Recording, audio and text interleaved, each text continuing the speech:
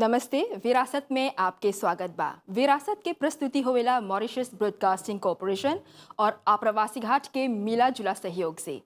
अफ्रीकी महाद्वीप में विरासत और धरोहर के भरमार पड़ल बा। बहुत ही गहरा धरोहर यहाँ पर तोहरा नजर आई और ऊ प्राकृतिक से लेके सांस्कृतिक, मूर्त से लेके अमूर्त सब कुछ यहाँ पर पावल जाला।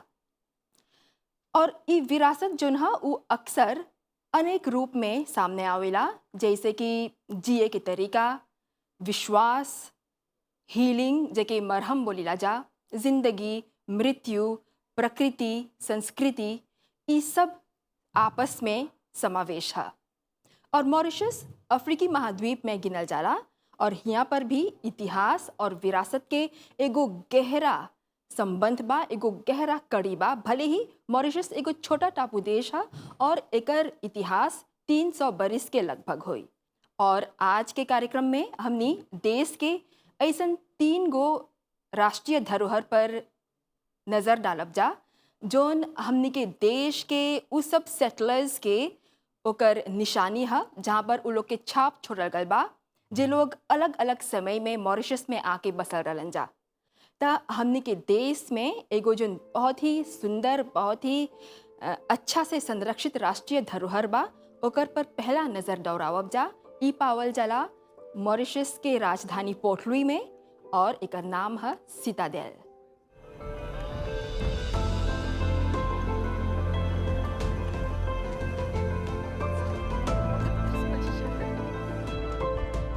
शहर के पहाड़ी इलाका में बनल ई सिटाडेल जोन समुंदर से 240 फीट ऊपरे बा।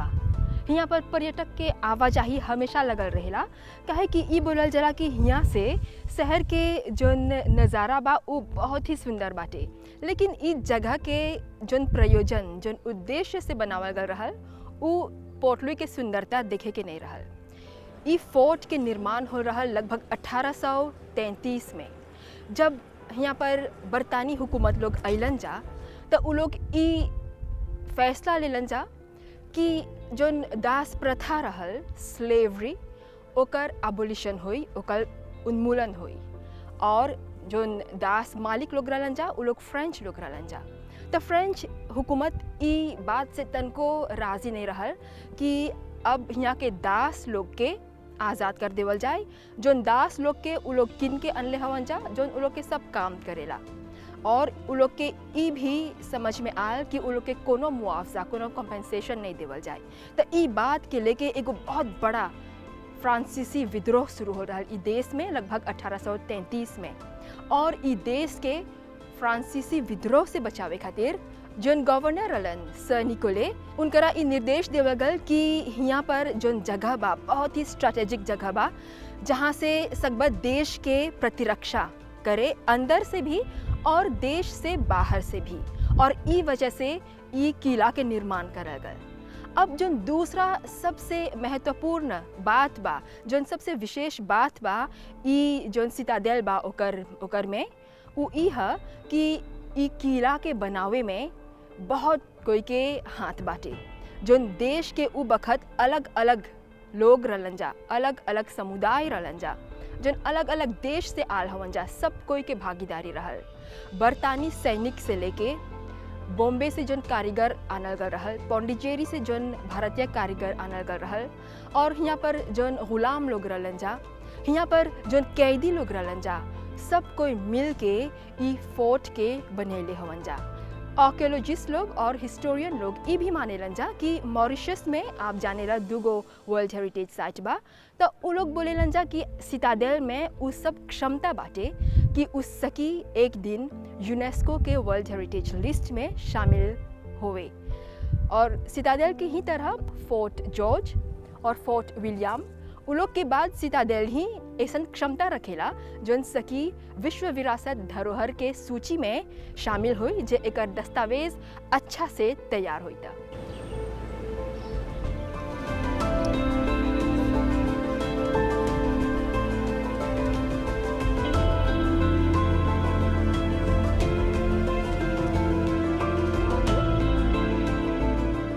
सिटाडेल इंसानी दिमाग के निपुणता के एगो प्रतीक है। सिटाडेल के फोर्ट एडिलाइड काहे बोलल जाला? काहे कि ऊ जमाना में गवर्नर विलियम के पत्नी के नाम रहल क्वीन एडिलाइड। उनकर नाम पर एकर नाम रखल गल फोर्ट एडिलाइड। ई पूरा अफ्रीकी कॉन्टिनेंट में जो विरासत पावल जाला वो बहुत ही जानदार, बहुत ही गतिशील है। और ई हिसाब से कितने ऐसन विरासत बा जो बहुत ही नाजुक, बहुत ही कमज़ोर है और हमने के बहुत ज़रूरत पड़ेला एकर संरक्षण करते जाए के, एकर बहुत ही बारीकी से सुरक्षा करे के। काहे कि विरासत जोन है वो अतीत और वर्तमान के एगो सूत्र में बांध के रखेला। आज के जो ग्लोबलाइज्ड दुनिया में जियत है जा तो हमने के बहुत ज़रूरत बा हमने के विरासत के जो अलग अलग रूप बा ओकर पर बारीकी से ध्यान देवे के और एकर संरक्षण करे के। एगो ऐसन ही धरोहर पर अब नज़र दौड़ावब जा जो मॉरिशस के उत्तर में पावल जाला और ई पॉम्प्लेमुस गांव में है। एगो बहुत ही सुंदर बाग जो सदर्न हेमिस्फीयर के सबसे महत्वपूर्ण बाग मानल जाला, पॉम्प्लेमुस के बोटानिकल गार्डन। जब मॉरिशस के विरासत के बात करबा तो जोन सबसे पहला बात ध्यान में आवेला, जोन सबसे पहला सुंदर छवि विशेष रूप से विदेशी लोग के दिमाग में आवेला वो है मॉरिशस के बोटानिकल गार्डन जोन लगभग 1736 से कायम बाटे। मतलब कि फ्रेंच प्रशासन के समय से, जब यहाँ के गवर्नर रहलन लाबूदोने, और लाबूदोने चाहत रहलन कि यहाँ पर पॉम्प्लेमुस में वो अपन एगो डोमेन कायम करियन।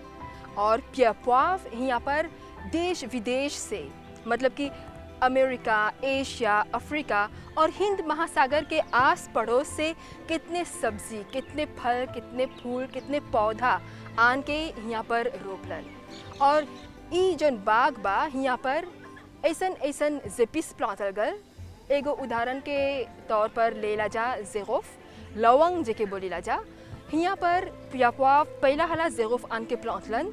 मॉरिस में कितना कोई देखले हवा जा ज़ेगोफ के गांची नहीं देखले हुई बजा, खाली तोहरा ई गांची मिली यहाँ बोटानिकल बाग के ओकर स्पाइस कॉर्नर में। लेकिन ई ज़ेगोफ के गांची यहाँ से निकल के गल ज़ांज़िबार, और ज़ांज़िबार जहाँ भी चलबा तोहरा ज़ेगोफ के गांची लौकी। लवंग उ लोग के मुख्य पैदावार बन गल बा। और जब ज़ांज़िबार में लवंग के बात चलेला तो उ लोग हमेशा बोलेलन जा कि लवंग के इतिहास जुड़ल बा उ लोग के देश के मॉरिशस से। तो ई तरह से ई बोटानिकल गार्डन के जोन सुंदरता के पहलू बा, जोन प्राकृतिक नज़ारा देखे के तोहरा बहुत आनंद आवेला, ओकर अलावा एकर एगो विरासत इतिहास भी बा, एकर एगो ऐतिहासिक कड़ी बाटे। मतलब कि उस समय से लेके जितना गवर्नर्स अइलन जा, जिसे 1736 से लेके जितना गवर्नर्स अइलन जा ई बाग के बढ़ैले गइलन जा। 23 एकड़ ज़मीन से ई शुरू हो रहल और यहाँ पर जितना भी प्रशासक अइलन जा उ लोग कोनो न कोनो मुख्य एगो विशेष पेड़ के ज़रूर प्लांटलन जा, ओकर रोपाई करलन जा। और एक बाद आज तक जब भी कोनो विशेष हस्ती आवेला हमनी के देश में, कोनो महानुभाव आवेला, तो ई बात के ख्याल रखल जाला कि उ लोग अयन जा बोटानिकल गार्डन में और अपन हाथ से एगो दुर्लभ पेड़ के बोयन जा, ताकि कितने साल बाद भी एगो निशानी के तौर पर उ पेड़ रह जाए। और ई जोन बाग बा जोन एंडेमिक प्लांट से भरल बा, जोन फूल वनस्पति से भरमार बाटे, ई कायम रही और एकर सुंदरता और एकर जोन मूल्य बाटे, जोन हेरिटेज वैल्यू बा उ बढ़ ले जाए। अफ्रीकी महाद्वीप में, अफ्रीकन कॉन्टिनेंट में एगो सबसे महत्वपूर्ण जोन इतिहास है, जोन काला अध्याय मानल जाला, वो है गुलामी के व्यापार, स्लेव ट्रेड। और एकर असर मॉरिशस में भी पड़ल, बल्कि मॉरिशस एगो स्थान रहल जहाँ से स्लेव ट्रेड के आसान करल जात रहल, जहाँ पर ई व्यापार होवत रहल। तो ई हिसाब से मॉरिशस में ऐसन अनेक जगह, ऐसन अनेक साइट बा जहाँ पर हमनी के देश में जोन अलग अलग सेटलर्स लोग आके बसलन जा, जोन जोन कारोबार करलन जा, व्यापार करलन जा, गुलामी से लेके इंडेंचर, इंडेंचर से लेके कॉलोनियलिज्म, सब के एगो निशानी यहाँ पर पावल जाला। और गुलामी, इंडेंचर, कॉलोनियलिज्म, ये सब अत्याचार, अन्याय और पीड़ा के अलग अलग रूप रहल। ऐसन ही एगो साइट बा देश के दक्षिण में, जोन घोंपो में पावल जाला, जोन हियाँ के पहला राजधानी मानल जात रहल। और ऊ ह फोर्ट फ्रेडरिक हेनरिक। यहाँ पर डच लोग पहला हला आके बसल रहलन जा, अपन एगो किला बनेले रहलन जा, साथ में अपन घर भी। व्योघोंपो के फोर्ट फ्रेडरिक हेनरिक उ जगह है जहाँ पर पहला हला 1598 में डच लोग 5 गो जहाज सहित यहाँ पर आके उतरल रहलन जा। और तब से यहाँ पर उ लोग के आवाजाही शुरू हो गल। और 1638 में उ लोग आके यहाँ पर बस गइलन जा। यही जगह पर फोर्ट फ्रेडरिक हेनरिक पर उ लोग अपन लॉज बनैलन जा, गोदाम बनैलन जा और यहाँ पर रहलन जा लगभग 1720 तक। और जब उ लोग यहाँ से चल गइलन जा तब यही जगह पर फ्रांसीसी आके अपन हेडक्वार्टर्स बनैलक। 1700 लगभग 22 में शुरू होल और जब तक कि 19वीं सदी के शुरुआत नहीं हो गल और उ लोग मेबर्ग में नहीं चल गइलन जा, तब तक यहाँ पर उ लोग के बसेरा रहल। तो ई तरह से ई जोन फोर्ट फ्रेडरिक हेनरिक साइट है व्योघोंपो के हमनी के देश के इतिहास के आरंभ के कहानी सुनावेला। और यहाँ पर इतिहास के अलग अलग परत यहाँ के आर्कियोलॉजिकल डिगिंग से आपके नज़र आए। व्योघोंपो के ई आर्कियोलॉजिकल साइट में आर्कियोलॉजिस्ट लोग जोन खोज कर ले हवन जा, उ लोग के ई पता चलल बा कि सबसे आखिरी जोन बसेरा ई जगह पर हो रहल, जोन फोर्ट बनावल कर रहल फ्रेंच द्वारा, उ लोग खाली फोर्ट ही नहीं बनैलन जा, खाली अपन एगो लॉज ही नहीं बनैलन जा, बल्कि एगो बेकरी भी बनैले रहलन जा। और ई ओकर खंडहर है। ओकर अलावा यहाँ पर फ्रांसीसी द्वारा एगो फौज भी बनावल गल रहल, एगो स्टोव भी रहल और उ लोग के लॉज रहल। और ई लॉज के निर्माण उ लोग डच लोग के जोन फोर्ट रहल ओकर ऊपरे कर ले रहलन जा। तोहरा यहाँ पर साफ साफ नज़र आवता कि अभी हमने एगो खाई में है जा, मतलब कि ई जोन जगह पर है जा धरती से 1 मीटर नीचे, यहाँ के मतलब है ई आर्कियोलॉजिकल साइट के कि यहाँ पर हमने इतिहास के गहराई में है जा। और यहाँ पर जोन डच लोग पहला हला आ रहलन जा, उ लोग 1638 में यहाँ पर अपन पहला लॉज के निर्माण करलन जा, एगो फोर्ट बनैलन जा।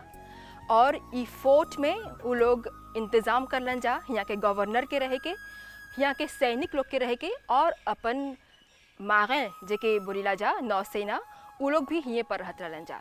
तो ज़मीन के ई गहराई पर आवे खातिर पड़ल रहल एको आर्कियोलॉजिकल डिगिंग करे के। और आर्कियोलॉजी के बाद जब करबा तो हमने बार बार बोलीला जा कि इतिहास के अलग अलग परत है। तो यहाँ पर ई जगह में साफ साफ ई सब परत नज़र आवता। सकत है जा देखे कि पहले कैसे यहाँ पर जो डच लोग रहलन जा अपन पहला फोर्ट बनैलन जा 1638 में। और 1638 के बाद ई जोन फोर्ट रहल काफ़ी कमज़ोर, काफ़ी छोटा रहल। लेकिन जब जस्ती डच लोग आए लगलन जा तो 1642 में एगो दूसरा फोर्ट वही लोग खड़ा करलन जा। यहाँ के जोन ब्रिक बा, यहाँ के जोन लाशों के भी प्रयोग कर ले हवन जा अलग अलग ज़माना में, ओकर में फ़र्क बाटे। पत्थर में भी फ़र्क बा, बनावे के भी तरीका में फ़र्क बा।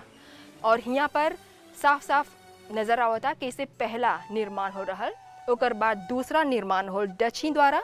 और जब 1710 में डच लोग यहाँ के जगह के छोड़ के चल गए जा, तब 1722 में हिये पर यही फोर्ट के ऊपरे फ्रेंच लोग अपन फोर्ट बनेलन जा। तो अब देखा कि कैसे समय के साथ जो पुराना इतिहास बा उ ज़मीन के नीचे चल जाला और जो नवा इतिहास बनेला उ ऊपरे उभर के सामने आवेला। साथ में ऐसन ठोस प्रमाण मिलल जेकर से इतिहास के बारे में जनबा, जैसे कि आगे के समय में जो लापिप रहल, आगे के समय में जो हड्डी यहाँ पर मिलल बा, मतलब कि जो खाना पीना मांस मछली खैले हवन जा ओकर हड्डी। आगे के समय में जो सिक्का रहल पियस दे मोनी, ओके देख के ही जान जेबा कौन फ्रेंच पीरियड के रहल और कौन ओकर से आगे के रहल। और फिर उ लोग के बुतों भी मिलल और ऐसा कितने सामान मिलल जोन जहाज़ से जुड़ल बाटे। काहे कि ई जगह पर मुख्य रूप से डच लोग आके बसल रहलन जा कि ई एगो ऐसा जगह रहल जहाँ पर जहाज़ के आवाजाही के आसानी रहल, जहाज़ के मरम्मत करल जात रहल। तो यहाँ पर जोन भी सामान, जोन भी आर्टिफैक्ट्स मिलल, ओके संजो के रखे खातिर एगो म्यूज़ियम कायम करल गल, फोर्ट फ्रेडरिक हेनरिक म्यूज़ियम।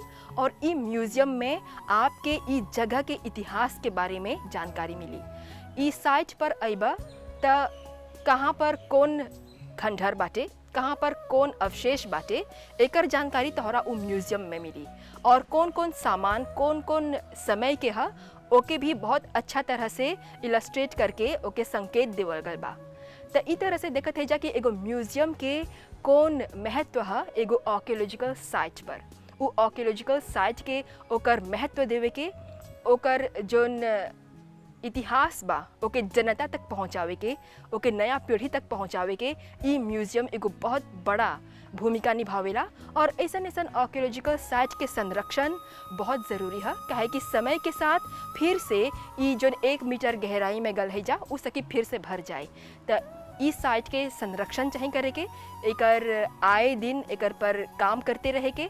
और जनता खातिर भी जब ई खुलल रहेला त चाहे जाने के कहाँ पर जइबा, कहाँ पर चलबा, कौन पत्थर के ज़्यादा छेड़छाड़ नहीं चाहे करे के। ई है एगो आर्कियोलॉजिकल जगह के महत्व।